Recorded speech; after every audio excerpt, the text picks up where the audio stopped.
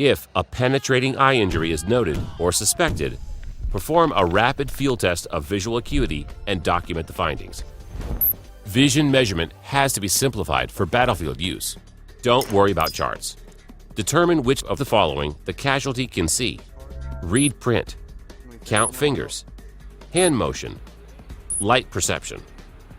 Remember, if vision is going down and the eye area is swelling rapidly, there may be a hemorrhage behind the eye, and the casualty should be evacuated as soon as possible. This can happen with fragments that miss the eye but injure the orbit. He or she may permanently lose vision due to increased pressure in the eye if they don't get to a hospital as soon as possible. This is a laceration to the cornea of the eye, the clear part in front.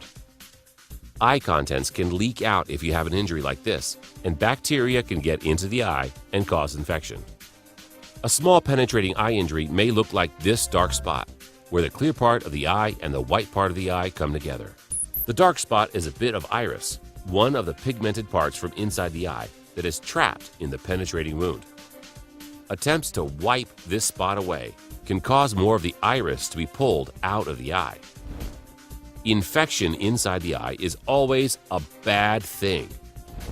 Corneal lacerations or penetrating eye injuries can cause infection and lead to permanent blindness. Ensure that 400 milligrams moxifloxacin tablet in the combat wound medication pack is taken if possible, or that IVIM antibiotics are given if oral moxifloxacin cannot be taken. Cover the eye with a rigid eye shield, not a pressure patch. A rigid shield will protect the eye from any pressure. Pressure could force the interior contents of the eye to come out. This is a bad thing.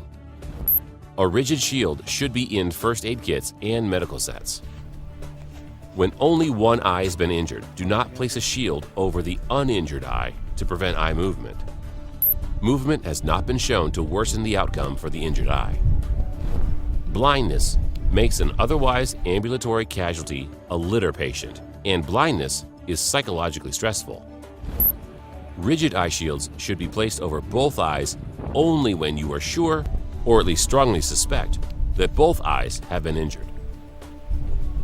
Tactical eyewear can be used to protect the eye if no eye shield is available.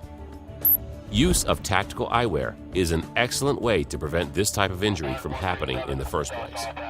In summary, remember to perform a rapid field test of visual acuity and document the findings. Cover the eye with a rigid eye shield, not a pressure patch, and administer antibiotics for all known or suspected eye injuries.